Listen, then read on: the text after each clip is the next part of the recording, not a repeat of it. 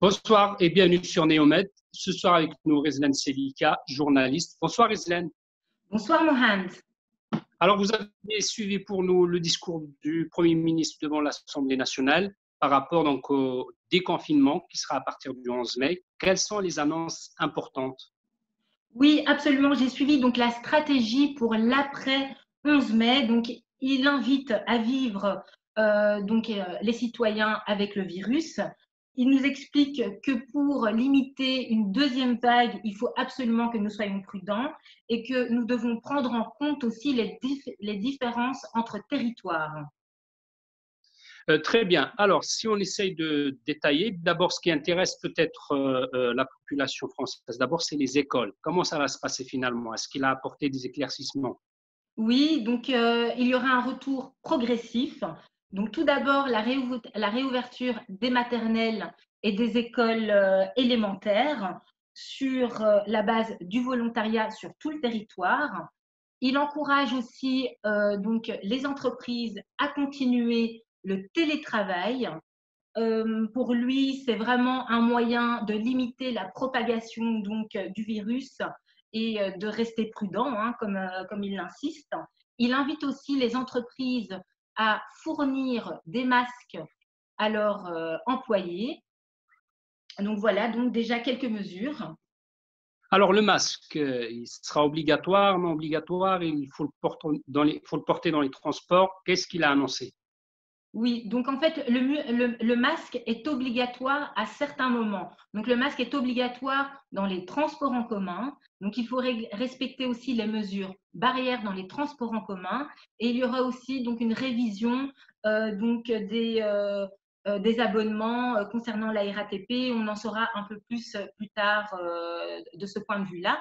Pour les déplacements interrégionaux, je veux dire sur le territoire français, donc, nous pourrons nous déplacer pour des motifs familiaux ou des motifs professionnels. Donc là, je pense que nous aurons besoin de justifications afin de voyager tranquillement. Le dépistage, qu'est-ce qu'il a dit sur le dépistage? Pour le dépistage, l'ambition du gouvernement est de 700 000 tests massifs pour les personnes donc symptomatiques. Il insiste une nouvelle fois sur le port du masque. Après, la question, c'est combien va nous coûter ce masque ou est-ce qu'il va être donné par l'État, fourni par l'État. Et ensuite, il y aurait des brigades pour identifier les contacts avec les personnes symptomatiques afin d'isoler les personnes qui seraient Covid+, donc chez eux, donc voilà, donc sur la base du volontariat chez eux ou dans des hôtels. Bien, et puis il y a le sport aussi. Apparemment, le sport, c'est fini pour la Ligue 1. Qu'est-ce qu'il y en est des cinémas, des théâtres, des musées, la vie culturelle? Oui, donc pour rebondir sur le sport, le Tour de France sera reporté au mois de septembre. Et donc, comme vous venez de le dire, le football, la saison 2019-2020 est annulée. Concernant la culture, donc les grands musées, les cinémas, les théâtres resteront fermés et des rassemblements de plus de 5000 personnes sont impérativement interdits. En revanche, Alors, oui. les médiathèques, les bibliothèques, les petits musées seront réouverts à partir du 11 mai.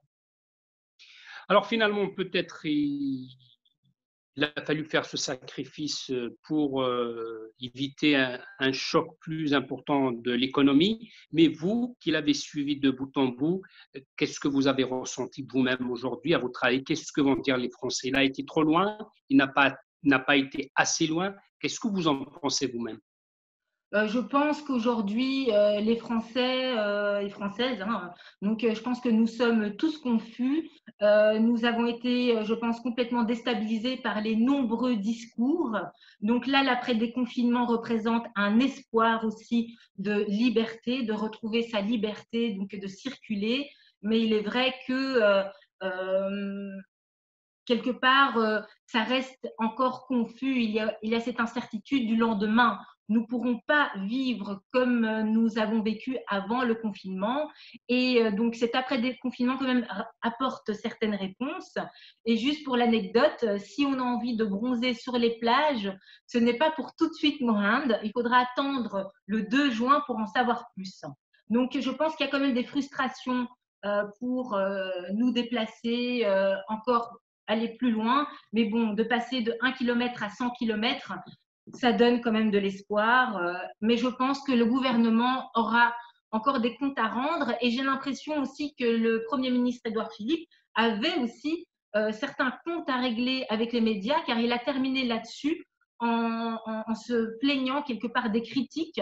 Mais heureusement que les médias existent, heureusement que nous communiquons et que nous exprimons et que nous transmettons l'information comme il se doit. Et concernant les bars, les restaurants, ils resteront fermés. Nous n'avons pas encore de date de réouverture. En revanche, les marchés alimentaires, si les maires et les préfets sont d'accord dans la mesure du possible afin de respecter les règles barrières, les marchés pourront réouvrir, donc, mais toujours avec un masque. Les magasins aussi réouvriront, mais nous devrons faire donc nos courses avec un masque. Merci beaucoup, Rizlan. Merci, à bientôt pour de nouvelles informations sur Neomed. Merci. Merci Mohand, à bientôt.